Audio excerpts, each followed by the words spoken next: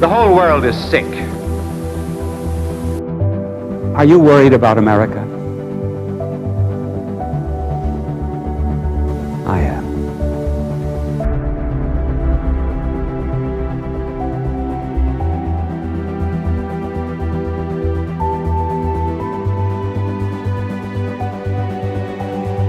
Believe the impossible and you can do the incredible.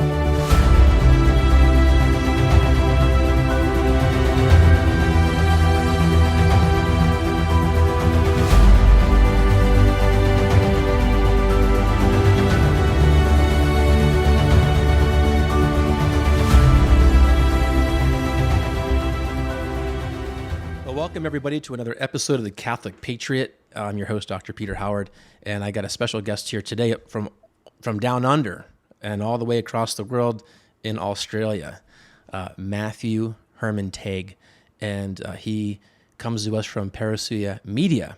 So I'm going to patch him in just a second here on the right, and I want to welcome you, Matthew, to our podcast, and just before I give it you a moment to introduce yourself, it's been providential how we got connected. And as I mentioned, he's all the way in Australia. Here I am in northwestern United States, and through Fulton Sheen and some other connections, I'm sure. And I was very blessed to be on a rosary that they had for a special pilgrimage that they had there for consecration to Jesus through Joseph. Or did I get that right? Did I get the words right? We always say, yes. Consecration of Jesus through Mary. And it's been, it was a wonderful experience to have that and to get to also meet people in their I don't know if is it considered a prayer group or just a Parousia live group, but there was a wonderful people from the region, even from the United States and other countries. And so after learning just even a little bit about Matthew and his story, I thought I've got to get him on my podcast because he's got a lot of things to share that I think are going to be powerful and a source of hope for many. So welcome, Matthew, to our podcast. And I'd love to give you an opportunity just to introduce yourself. Yeah, thank you very much for having me, Peter. And of course, I'm going to say good morning, good evening, g'day, because we're in two different time zones. Hopefully, g'day will cover it. But that's probably about as Australian as I'll get. I'm a bit unusual when it comes to Australians. I do enunciate my words. So if you were hoping for a bit of Matt Frad here, I just can't do the bloody Matt Frad, okay? But thank you for having me on. Who am I? Matthew-Hermann Tague, beloved child of God. I'm now the events and social media manager for Parousia, an Australian apostolate that is connected with good apostolates all over the world. And yeah, as you mentioned, Peter, we met basically in the consecration to Jesus through Joseph. And this is in a platform that Parousia is developing.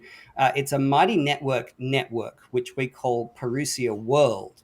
And we're trying to bring good apostolates and good Catholics together for catechesis, edification, and communion. And yeah, these prayer campaigns have just kind of grew organically.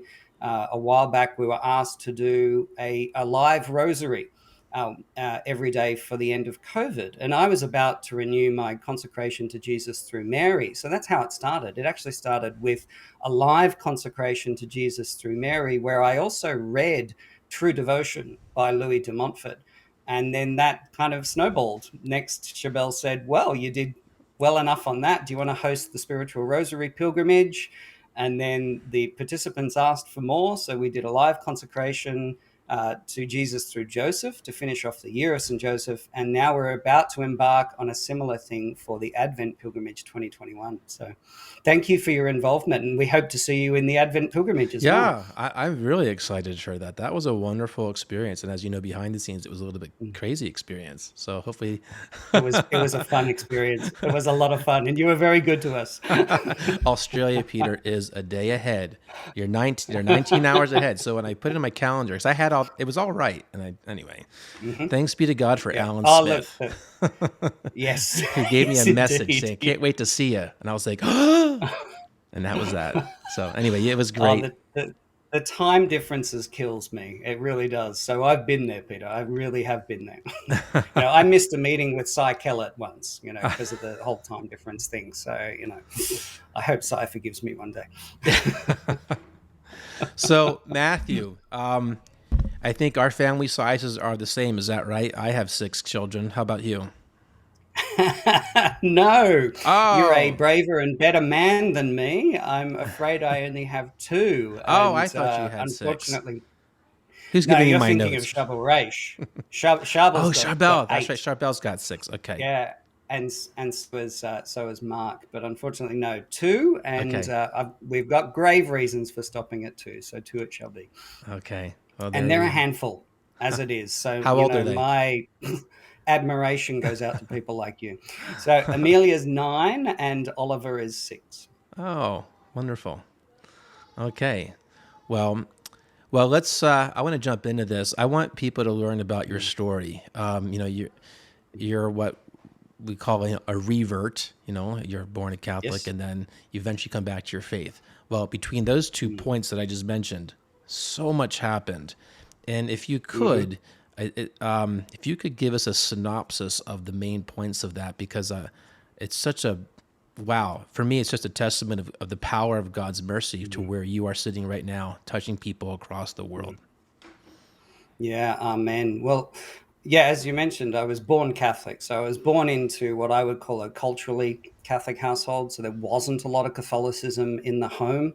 My parents didn't exactly follow the teachings of the church, but because of very Catholic grandparents on both sides, we did go to Mass, we did receive the sacraments up until about the age of 13. And that was when my parents decided that if the children didn't want to continue going to Mass, then they wouldn't bother going either. And so they actually put the decision on us. And of course, kids who are 13, 11, and 8 are going to say, no, I don't want to go to Mass. So we stopped going to Mass. And it was interesting that this also coincided with my very first addiction, that of masturbation and pornography.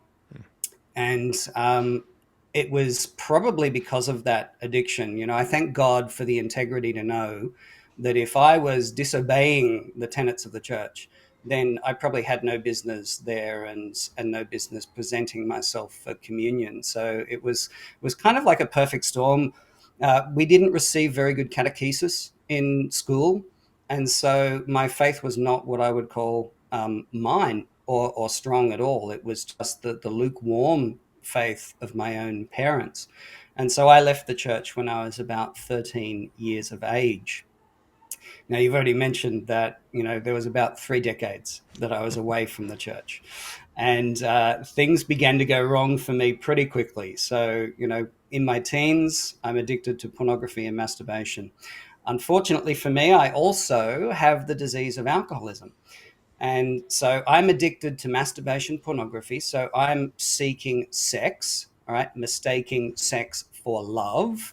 But I also suffer from a pretty bad anxiety disorder, which wasn't diagnosed until many decades later. So you've got this young man who has this addiction, who is seeking this counterfeit love, and then I discover alcohol, and alcohol allows me to put the anxiety to one side. I believe many years later I came to understand that I was probably self-medicating for anxiety, but because I have the disease of alcoholism, now that addiction took hold. All right, the disease of alcoholism is a spiritual, an emotional, and a physical disease. There is a physical component to it. So the difference between myself and a normal drinker is that I can't put the drink down. So I get a little bit of alcohol passing my lips, And this produces a sensation of craving which cannot be sated. You know, we sort of use the cliche that one is too many and 100 not enough.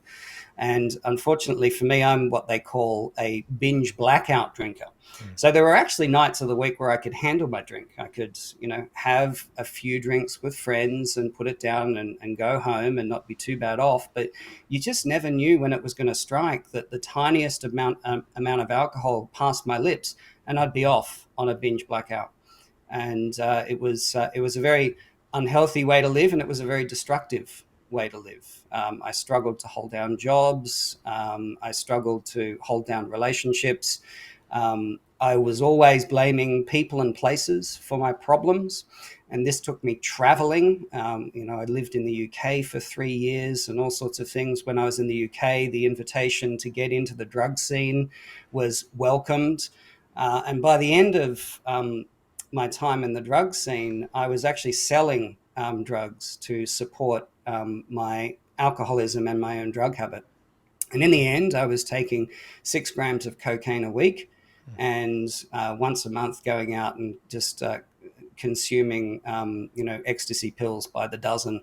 And, you know, every other night of the week, I was drinking copious amounts of alcohol. It was over in the UK and during this period that God actually stepped in. His providence got in the way, so to speak. And it started with pneumonia. So Christmas tide of the year 2000, I actually spent a week in Leeds General Infirmary with 3/4 of one lung filled with fluid and 1/4 of the other lung. And it was a real wake-up call because I saw 2 roads before me. The drug scene road led quickly to the grave. And so I got out of there. I actually left Leeds, went up to Edinburgh. And but you know, alcoholism was my primary, and so I continued to drink. In fact, I probably drank even more. But it was about 6 months later in Edinburgh that Providence stepped in once again, and this was in the form of a phone call. Firstly, with my grandfather who was dying. So he'd gone into hospital for an operation on his legs, and while he was there, things just started shutting down. And so the call was made to family to come and see him, and I was in the UK, and so we talked on the phone. And the last thing he said to me was, "When are you coming home?" And little did I know that that would have a double meaning. But I was in no position to afford a plane ticket home. I'm a dual national, so I have a UK passport. So I was able to go over on a one-way ticket, and I couldn't afford the ticket back. But my family pulled together and offered me a ticket. And for the first time in a long time, I experienced some real emotion. You know, I was very close to my grandfather, and so it was a no-brainer. And I got on a plane the next day and headed home, and miraculously, he was still alive. He'd said goodbye to all of his grandchildren except the oldest. And I was taken straight from the airport to his deathbed. He couldn't see or hear at this stage, but his hand jerked when he heard he couldn't see, but he could hear. So when he heard my voice, his hand jerked for me, and I was able to hold his hand and sit with him for a while, telling him of all my great adventures. And then the nurses wanted to roll him and do some observations. And so we were asked to step out, but they quickly called us back in. And I had the wonderful and immense privilege of watching my grandfather die. And in that moment, I became an agnostic, because the excuse that I used to use for why I could do whatever I want and why the church was wrong was scientism. All right, that belief that the only knowledge worth knowing is that which can be gained by the scientific method. But when I witnessed my grandfather going from being a living, breathing human being to just a body going through the biological processes of death, I experienced something completely and utterly other. And it was not something that I could explain using the scientific method. So that began my road back. I still had over 5 years worth of drinking in me, unfortunately. That all really came to a head after my sister's suicide. So my sister had suddenly sort of taken a turn for the worse for about a year. We'd gotten her off to a psychiatrist after she eventually had a breakdown, and she was diagnosed with bipolar and anxiety disorders. She started on some medication, but 5 days into that medication, she took her own life. And this was, a profoundly difficult period of time for me. I continued to drink. In fact, this was an excuse to drink even more during this, very painful period. And eventually, I got worried about my own mental health. So I went to a GP, and this good-meaning GP put me on a drug for anxiety, which sent me mad. And I experienced, in the drug leaflets, you say, here are the side effects, and here's the common ones, here's the rare ones, and here's the really rare ones. Well, I got those really rare ones. So I had a really bad reaction to this drug, and it was a very traumatic weekend. And the hospital that I ended up in told me to seek counseling. Now, thankfully, I'd been seeing a counselor for bereavement after my sister's death, and I was able to get an appointment to see her very quickly. And I recounted this story to her of taking this medication, my anxiety going through the roof, and then ending up in hospital. But she picked up on one important detail. And that was that first night when I took that medication for the first time, the smallest dose, and my anxiety went through the roof. What did I do? I picked up a drink. And we then talked about my anxiety and my drinking for a long time. And that I'm eternally grateful to that counselor, because at the end of that, she said the words that would change everything. I think you might be an alcoholic. And I was finally brought low enough that I was able to say, you know what? I think I am too. And so I called a 12-step program. I called Alcoholics Anonymous. And the guy on the other end of the phone was very compassionate. And he said, well, I've got some good news for you. What are you doing tonight? And of course, I'd just ended another relationship. I didn't have a job at the time, so I had nothing on. And he said, well, that's kind of good, because our annual convention is in Sydney this year, and it starts tonight, and I want to see you there. And so I went along to the Hilton in Sydney, to the Grand Ballroom, and I stood outside this room for about 20 minutes, not wanting to go in. I did not want to admit to this reality, this new reality, that I might be, alcoholic. I might have this disease. And I remember distinctly what happened to me, because, if you suspect the disease of alcoholism and you go to an AA meeting, you usually enter a room of maybe a dozen or, a couple of dozen people. Well, I was standing outside the Grand Ballroom of the Hilton with 3,500 people with the disease of alcoholism. And I remember getting so annoyed with them all, because when they walked past me, they would say, hello. And, and I was so inward looking and so anxious and so sick that I didn't want that attention. I just wanted them to go away. And I almost didn't call my contact and go in until I realized something. Those people walking in and out of that ballroom, annoying me by saying hello to me, they were smiling and I wasn't. So I did call, and I went in, and I found out much later that I had experienced one of the most intense Easter weekends of my entire life. So that was the 31st of March, 2007. Now, my journey hadn't finished, because I wasn't Christian at this stage, and sobriety would turn out to be very difficult. In fact, 16, only a few months later, and 16 months almost to the day after my sister's suicide, a dear cousin of mine also committed suicide. And I almost lost my sobriety at that point, but I soldiered on. And I was really struggling with the concept of the 12 steps, particularly the God word. Mm-hmm. We believe that, a power greater than ourselves can take this disease from us, if only we hand our will and our lives over to him. But here I found myself trying to get my head around the concept of a God of my own understanding, while very personally and painfully dealing with the problem of evil. But thankfully, the fellowship of AA was a higher power in itself, and I stayed sober. And then about 2 years later, I met a woman, the woman who is now my wife. And I remember saying to people that I'd met the perfect woman. She shared my love of science fiction and all sorts of crazy things. And but I would say to people, there's just one problem, though. She's Christian. But because of our mutual loves and because we started getting to know each other, I thought, okay, well, through sobriety, through this miracle of sobriety, I've become a spiritual person. And she's Christian. So I don't know, maybe we can make it work. So I started to get to know her Christianity, her Protestant Christianity. And then they were about to run an Alpha course. And so they invited me along. And it was in the second week of the Alpha course that I experienced a spiritual experience, an experience of the Holy Spirit, and an experience of Christ.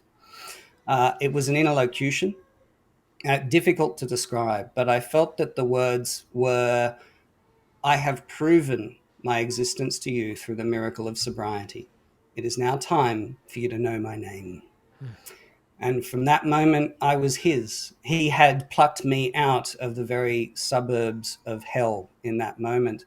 And I became Christian. And then it was only a few days later that I was declaring it with my mouth, after I had another spiritual experience, this time of God's justice and his mercy. Because what was happening was I was on my way to my brother's birthday up in Gosford. And when leaving Sydney, you have to cross the Hawkesbury River. And there's this point where you come down this long hill over a low bridge over the Hawkesbury and then back up a hill on the other side. It's quite a sort of a hilly region. And as I started going down this hill towards the bridge, I started thinking about my past. And I started getting bombarded with images of my sinful past, selling drugs, taking drugs, sleeping with as many women as I possibly can, sleeping with married women. That was adultery. And of course, through this, addictive and sinful life, especially being addicted to sex, I had become complicit in 2 abortions, and that was murder. And the more I thought about it, the more I realized that I had committed offenses against all 10 of the commandments. And I thought to myself, God cannot possibly forgive me for what I'd done. And it started raining and I started bawling and I was crying. And I thought there was no way God could forgive me.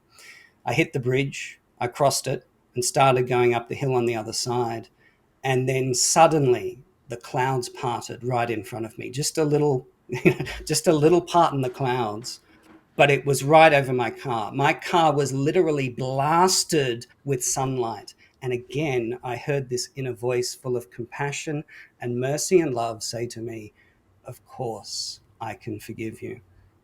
And from then on, not only was I Christ's, but I was going to tell as many people as I possibly can about him. And that desire to serve him who saved me actually ended up leading me to Protestant Bible College to become a Protestant minister. And it was there that I started to see the disunity of Protestantism writ large. I remember in particular when we were studying the book of Acts, when we get to the spiritual gifts, an argument broke out. So our lecturer says something, then someone pipes up from the other side of the room, because this was a non-denominational Bible college. So you got representatives of all sorts of beliefs. So they started arguing with the lecturer. Then someone else would start arguing with them and the lecturer, and then back and forth for about 20 minutes. You just saw the disunity of Protestantism right there. And I thought to myself, like the rich young man, what must I do to earn eternal life? And how am I ever going to know the truth if no one here can give me the truth? And that's when Providence stepped in again in one of those really funny and cute ways. I also have a broken back. That's another story in itself. And after that injury, I started developing arthritis in the carpal joints, in the thumbs. And so holding books open for long periods of time can be rather painful. But I found the solution in the Amazon Kindle. So I found the Kindle much easier to hold in the palm of my hand. And so I bought all my textbooks on the Kindle. And when you buy a Kindle, what Amazon does is it gives you suggestions, further reading based on your purchases. And one day up popped this book, The Complete Ante-Nicene and Nicene and Post-Nicene Church Fathers, $3.01. Needless to say, this was the beginning of the ruination of my Protestantism, reading the church fathers. I only lasted a term at Bible college. Then that began 5 intense months of personal study, discovering wonderful people like Dr. Scott Hahn, who taught me so much about the keys and the Eucharist and so many other things besides. And at the end of about 5 months, I was pretty convinced, but I needed a nudge. And I remember distinctly getting down on my knees one day and praying to God and basically saying something along the lines of, look, God, you know all I've studied, all I've been through. I think your church is the Catholic Church. They seem to have the superior arguments, but I guess, because this could potentially cost me my marriage, I guess I need a little sign from you just, to tell me that your church is Catholic and that's where you want me. And I'm never going to forget this experience, but I'm going to really struggle to describe it because ineffable was the word. I asked for a small sign. I got a full-blown experience of the Holy Spirit. It felt like a ice-cold waterfall hitting me in the head and rushing through my body. It felt like my entire body and being was vibrating at a higher pitch.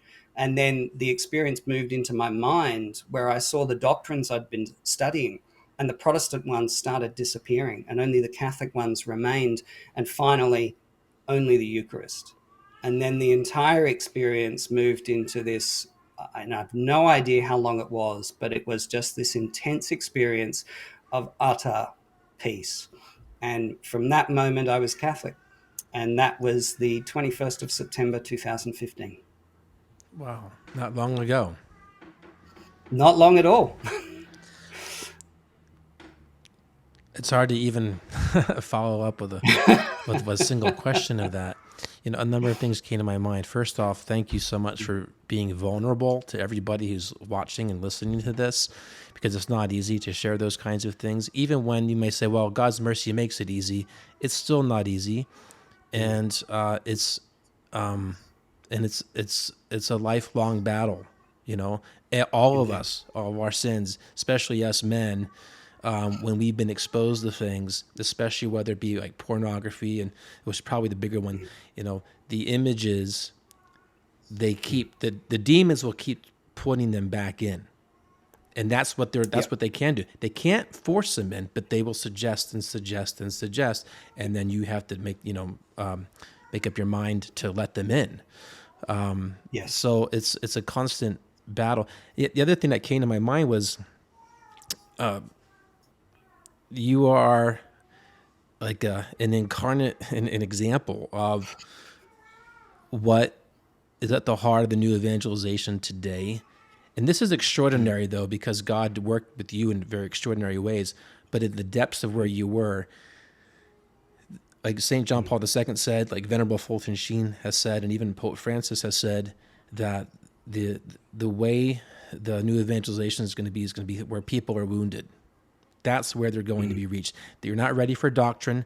They don't care about doctrine. It's, if you reach them where they're wounded, and they like you, they accept the fact that God can reach them there and lift them out, then they, so I'm really curious, as you were, what was it like to go to confession after all of that? Your first confession after all that time. I mean, that's you don't have to go through the confession, of course. I mean, you've given us a lot the seal already. is there. Of course. But I mean, just the experience of, because that's it's an absolute experience when a person is contrite. So do you remember what that was like? I do. Yes. It was 9 days later after the 21st. Wow. And I had managed to, I started investigating reconciliation because I knew that I would have to make a general reconciliation to come back into full communion. So I was baptized, confirmed, First Eucharist, etc., in the Catholic Church. So all I needed to do to return was to do a general confession. And doing a bit of research, I found some really good guides for examination of conscience. And I found one in particular that really appealed to me because it went through all 10 commandments. And then it listed a whole bunch of possible sins that could be committed against that particular commandment. And I actually had to write it down. So I wrote it all down so that I could, make sure that I could get as much of my sinful past out there as possible. And that was a sort of gut-wrenching experience. But then the actual confession, and although I was feeling a little embarrassed and shamed, I would say that the overwhelming feeling of confession was that, particularly that one, was that it was absolutely glorious. Absolutely glorious. And the joy that I then felt when I heard those words of absolution. And what's really interesting is that I was still at this stage going to both the Protestant Anglican service and the Catholic Mass. So on my journey home, and the Protestant minister was always talking to me, trying to convince me that the Catholic Church was false. And I'd actually asked him if I could give a confession. So I actually gave that confession to a Protestant minister. And then I gave it to a Catholic priest. And the experiences were completely different. Completely different. The very first thing the Protestant minister asked me, well, the first thing he said was, I've never done this before, so I'm kind of feeling my way here. And then secondly, he said, now I have to ask, is there any, child abuse, because I'm going to have to report that, And then, he kind of made up his own little ritual for confession. I poured out all of my sins, as I've, kind of just done now. No words of absolution. So from that experience, I still carried away the guilt and the shame, still carried all that guilt and all that shame. But when I heard the words of absolution with a Catholic priest, I knew then that I was forgiven. I knew then that any time I felt shame, it was the enemy trying to make me feel that shame for my past sins, because my sins had now been forgiven. So it was a glorious experience. And most of my confessions, I come out with a similar sort of feeling, that I've been reset, that I get to start again, clean slate, soul washed clean. And I just absolutely love the sin of confession. I've learned from the saints that many of the saints go every week, and that's what I need. I need confession every single week. COVID has been, terrible for my spiritual life because I've been denied the sacraments. But thankfully that's changing, and I'm able to start going to confession and to Mass once more. So. Wow. And even what you just said there too, in light of your whole story, is this is something that's been really strong with me, and I know with many others in the times in which we're living, is do not hesitate or take for granted time and get yourself right with God now. We live in the most uncertain of all times. And I remember what it was like, and we had nothing like what you have experienced in Australia. I mean, it's like it was a prison lockdown, and it's still kind of like that, really, and they're trying to make it worse. But to just know that confessions were canceled. And luckily, I had an impulse to go like right before it was like the last day of confession, before like the letters came out from the bishops and all that. But it was like, oh my gosh, like, is this happening? I mean, no access to the Eucharist, no access. So people might say, that would never it's happened. And do not hesitate with the grace of God, because I do believe right now, especially, he's knocking on so many doors, and the devil is really trying to put a plank behind it so that you can't open it. Don't take that for granted. And your story is so powerful to see how the Lord literally has, we meditate on Christ's descent into hell. Well, we all have an experience. I mean, sin is that experience of separation, but just to see that God's mercy is, you use the word ineffable for your experience, for him it's unfathomable. And praise God that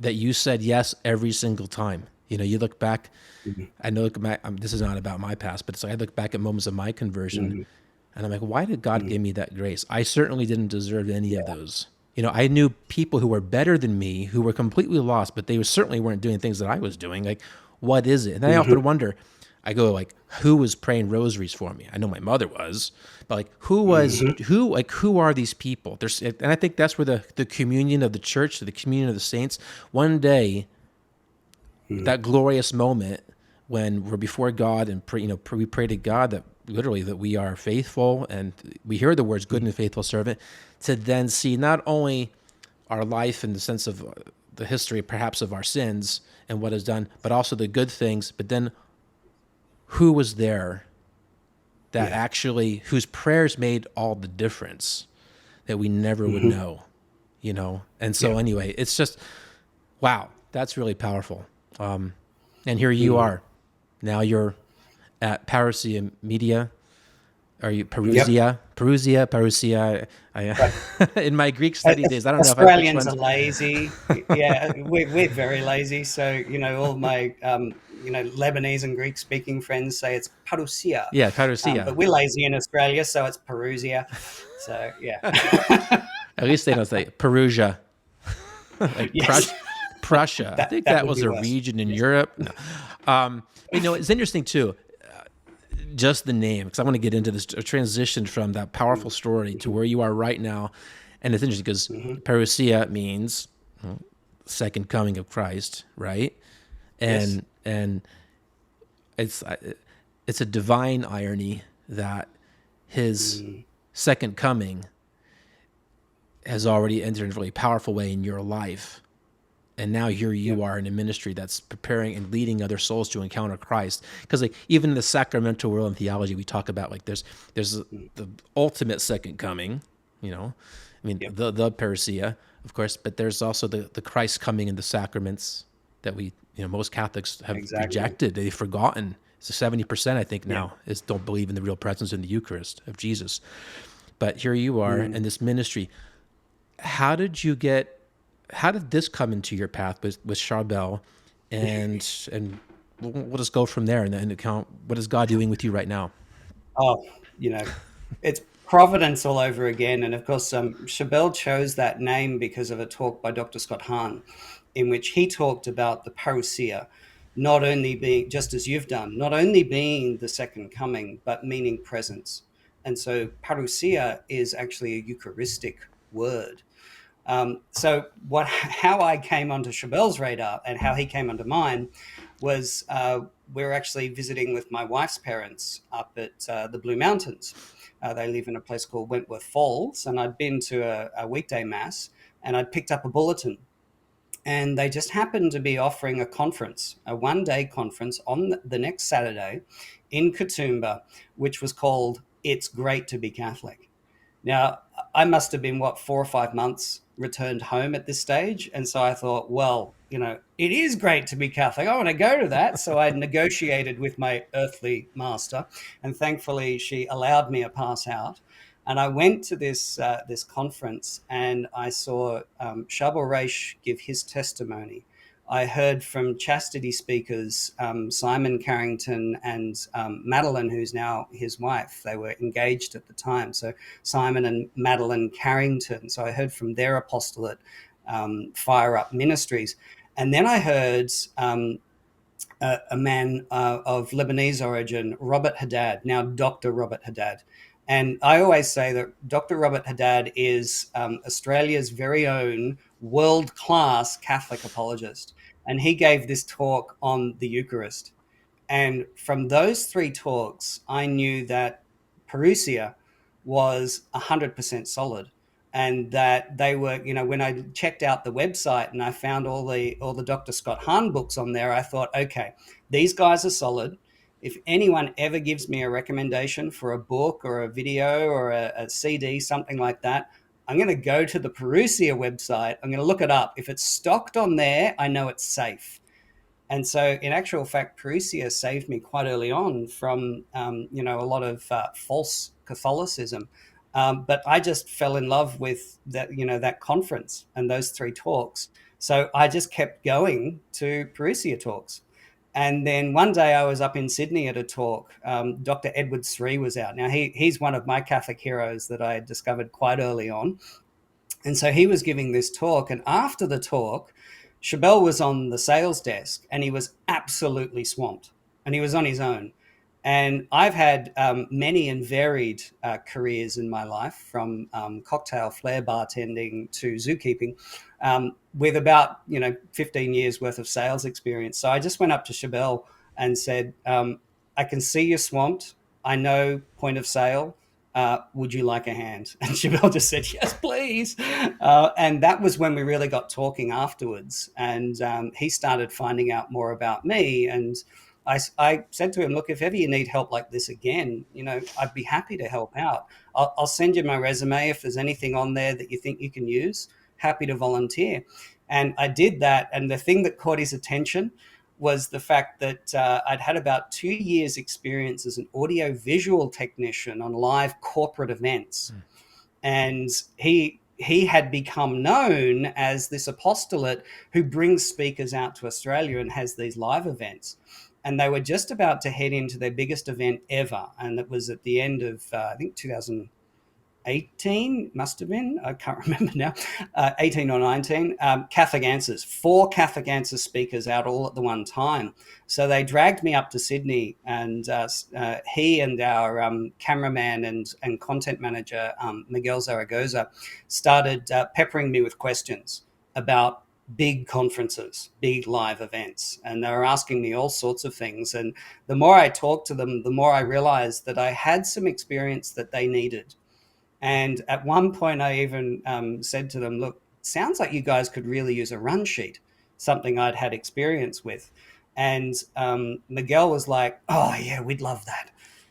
And of course, while he was saying that, a little voice in my head says, "Okay, they need a run sheet. So what are you going to do about it?" So I volunteered in that moment. I said, "Look, guys, how about I come and be your events manager? And I'm not going to take over the event, but this is what an event manager does." And Chabelle said, "How could I say no to that offer?" So it was a week out from Dr. Edward Sri coming back to Australia. So I got to do the run sheet for the tour. And I then got to spend 4 out of 5 days on tour with Dr. Edward Sri, one of my Catholic heroes, and all these amazing staff members at Parousia. And at the last event I was present at the end of it, Chabelle was just saying to me, "How do I ever thank you?" And I said, "Are you kidding? I've had a ball. I've met one of my Catholic heroes. You've fed me well. It's me that's thanking you." And he said, "Really? Well, in that case, do you want to do it all over again? Deacon Harold's coming in a couple of weeks." I'm like, "Are you kidding? Yes, please." And so after the Deacon Harold tour, I was basically part of the furniture. And my role since then has snowballed. You're asking me, how did I get here? All right. When you give your life to Christ, right, praying, "Thy will be done," is a dangerous prayer. Very dangerous prayer, because if you're willing to do anything for Christ, if you say to him, "I will go where you need me to go," crazy things happen. And before you know it, you're being thrust way out of your comfort zone. You start, doing interviews online for this, crazy Australian apostolate, and leading prayer groups and all sorts of things. So,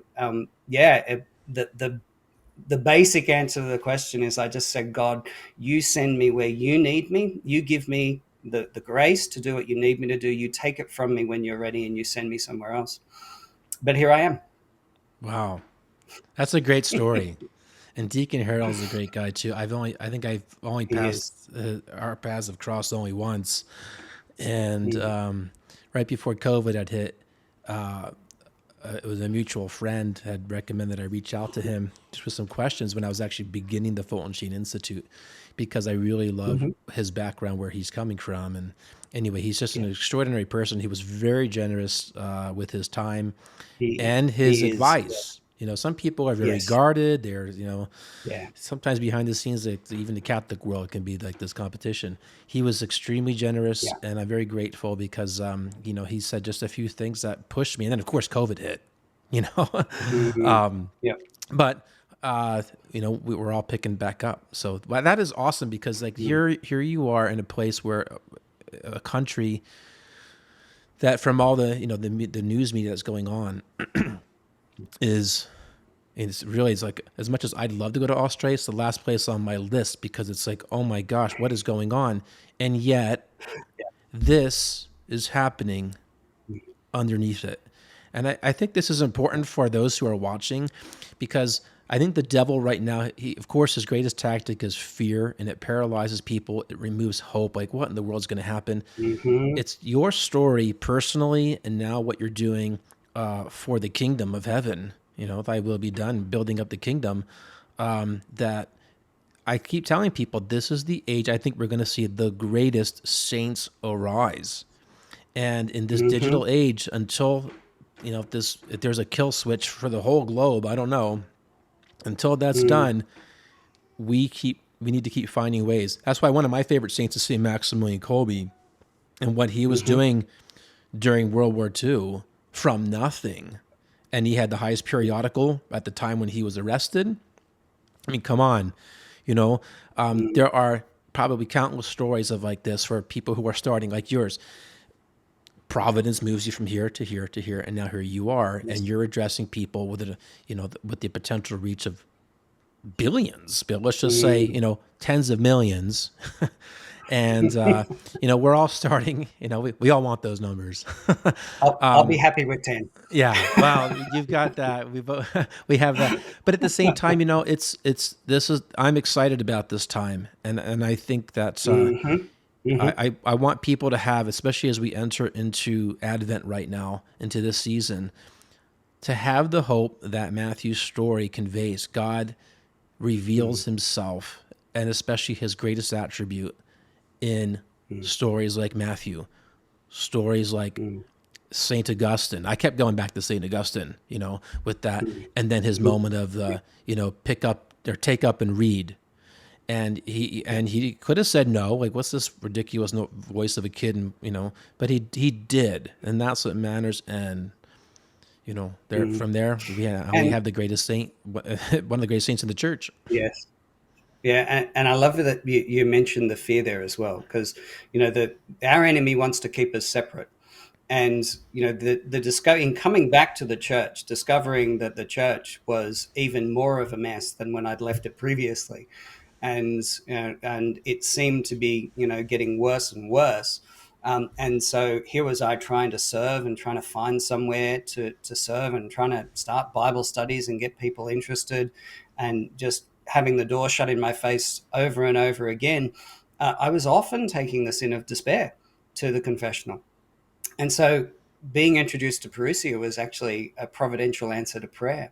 As I say, it's then taken me well out of my comfort zone, but, I asked for it, thy will be done.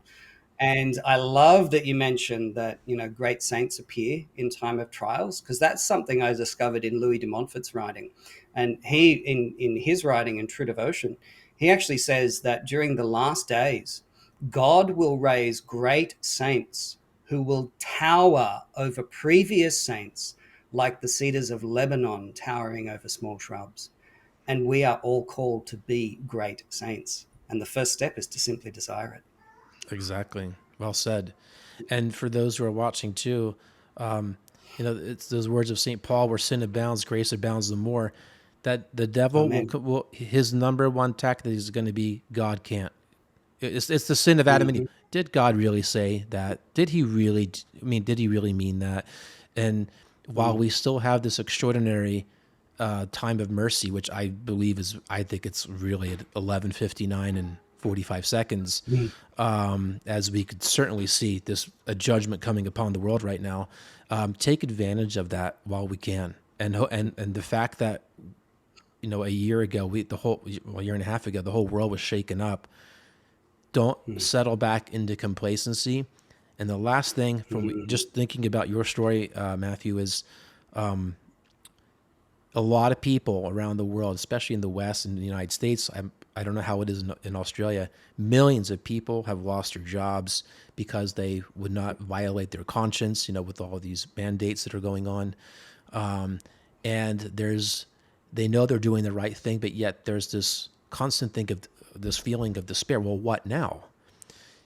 When you do the right thing, God always, for one, he knows what it is.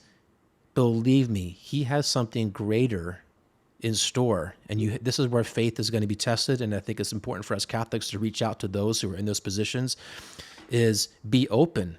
I mean, you came from who knows, where, from all the different things that you were doing, to all of a sudden one of the greatest opportunities I could imagine for somebody, in your position and your gifts and where you were in your journey, and here you are. I mean, that's amazing. And I think for so many people, it's like, let God do something great. Really submit yourself to the divine will, which is a major devotion of our times through servant of God, Luisa Picaretta. And we're going to have Daniel O'Connor, who in the U.S., he's a big proponent of that. He'll be on in a few weeks. But,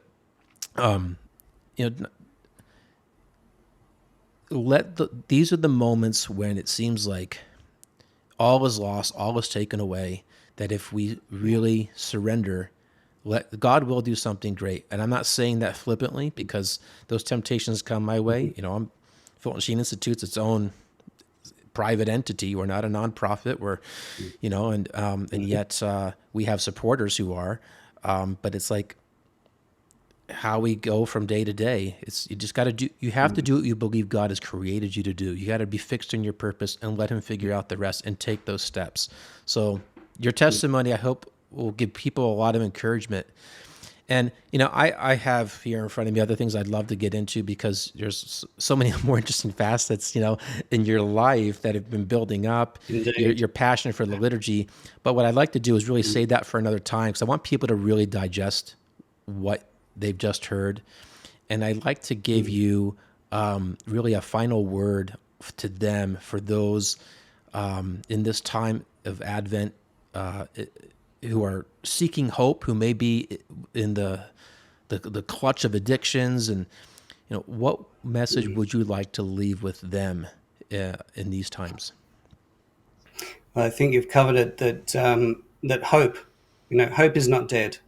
Now, admittedly, when I was plucked from the very suburbs of hell, I had experienced true hopelessness.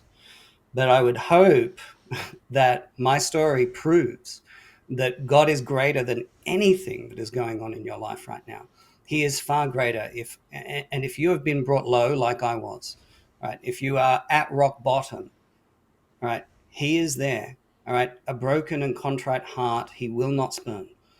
And He can reach into that darkness and He can pull you out of it. And life really is worth living, as Fulton Sheen would say. Life is worth living, no matter how entrenched in the darkness and the mud and the addiction and so on. Life is worth living, and Christ is the answer. Amen. One thing that comes to my mind too is, when you receive God's graces, especially His mercy, the best thing you could ever do is to live a life of gratitude from that point onward, and to translate that and transmit that to others.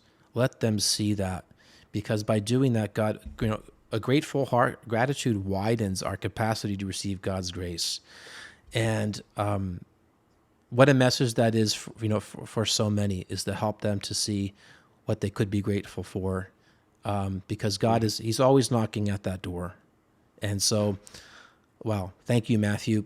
Before we go, how can people get connected to your world in Parousia Media? And I mean, you've got a lot of things going on. Why don't you give us some highlights of where things are going and how they can get connected with you? Well, just check out the Parousia website. So it's parousiamedia.com. And as I mentioned before, we've got this online community aimed at communion, edification, and catechesis. And that is where we've been hosting these prayer campaigns. We also do Bible studies in there, and we do a lot of live talks. And we've started filming all of our talks in Parousia World with live audience as well, in the hopes that at the end, the guest might be able to spare us some extra time for a private little Parousia World Q&A. And some of our our participants have gotten to have wonderful conversations. Alan Smith is always generous with his time. Alan. Deacon Harold, always generous with his time. So too Sonia Corbett, many, many others. And even someone as time poor as Dr. Scott Hahn was gracious enough to field some questions in a little private Q&A after we interviewed him recently. So yeah, check out our online community at Parousia World. But hey, just go to the website and check us out, and you'll be able to get in contact with all of us. Well, fantastic. And God willing, in the future, we'll have you back. I do want to talk about some of your passions with the liturgy. Definitely. I've got a lot of questions about that, as far as, because that's a big battle going on right now too, and there's lots of opinions on things. But it is a conversation that's worth having, because our spiritual life revolves around the liturgy and the Eucharist, and so. It's an important conversation. I'd love to get your thoughts on that. So we'll have to get that on the books. I have to get Charbel on here as well. I don't know. Does he go by Charbel or Charbel? The Lebanese, I think, is Charbel, isn't it? Well, it's even harder to pronounce because it's Charbel. Oh. Charbel. Yeah. Okay, I've learned all sorts of things about the Lebanese since I've come into contact with Parousia. And one of the things I've learned is what a glorious, wonderful, faithful people.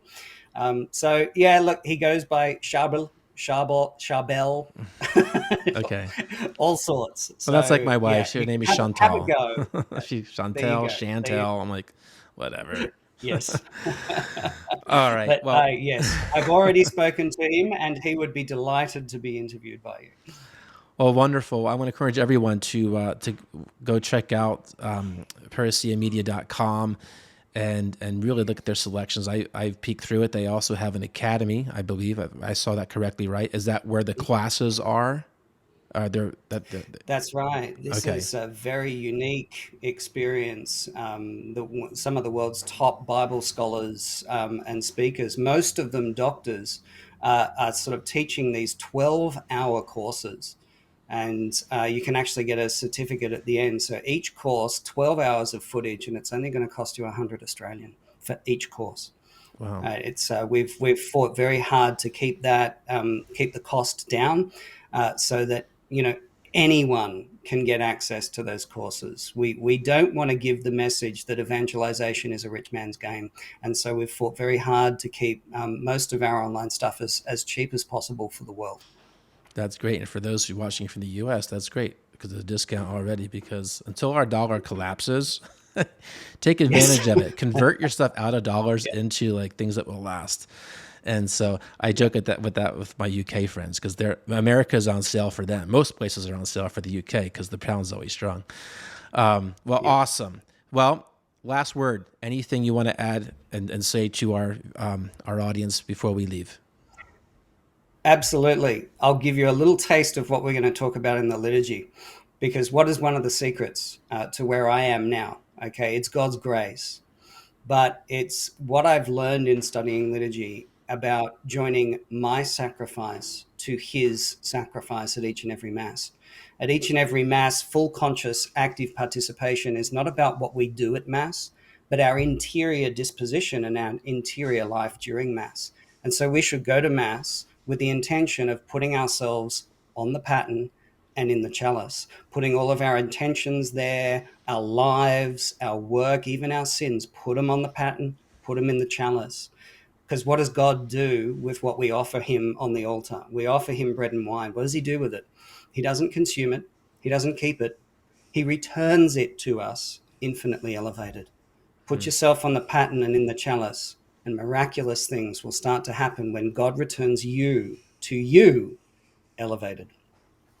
Wow. That was really awesome.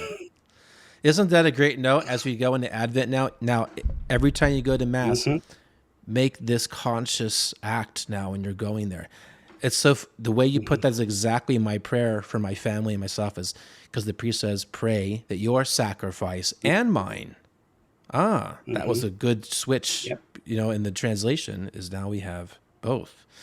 And what does that mean? Thank you. That little catechesis there, though, means everything. Put everything that's on there, especially in this time we have a lot of anxieties and things. put them on there, but also the gifts and talents that you don't know how the Lord's going to use it. Well, look what Matthew did, and there's a great example. Yep. Matthew, thank you so much for joining us from all across the world there. It's so wonderful that we're kind of both at a reasonable time when we're recording this. You know, I'm not like 2 a.m., Yes. You're not at 3 a.m., but it's wonderful. And God bless you, your family, all the work that you're doing with Parousia Media. And I really look forward to having you back on in the future. Thank you. It's been an absolute pleasure to speak with you. Thank you so much for the honor of having me on your podcast. Great.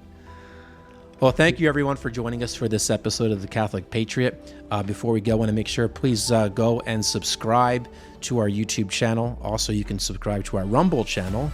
That's where we have some things that we might get into a little deeper, more controversial, that we don't want to get our entire account blocked or canceled. You'll find everything on there, but please apply or subscribe and hit the bell on this YouTube channel. And once again, visit ParousiaMedia.com. Check out all the great work that they're doing. Can't wait to see you guys all in our next episode of The Catholic Patriot. God bless you. Right is right if nobody is right. Wrong is wrong if everybody is wrong.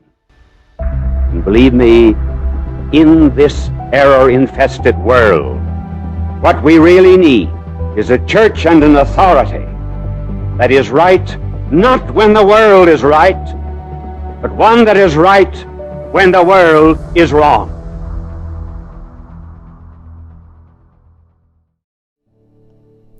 Never in history has the prayer of the Rosary been more needed to save our families, our countries, and defeat the evils of the world than now. The Fulton Sheen Institute worked closely with the Roman Rosary to develop the most unique, beautiful, and meaningful rosary that was inspired by Fulton Sheen's World Mission Rosary. This special handcrafted rosary continues Sheen's passion to support the mission of the Church to evangelize the entire world. Each decade of the rosary has a different color, which corresponds with a different continent. Yellow for Asia, red for the Americas, white for Europe, blue for the nations of Oceania, and green for Africa.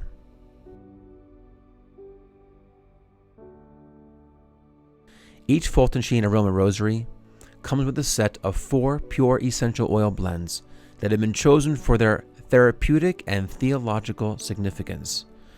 These blends correspond to the 4 mysteries of the Rosary.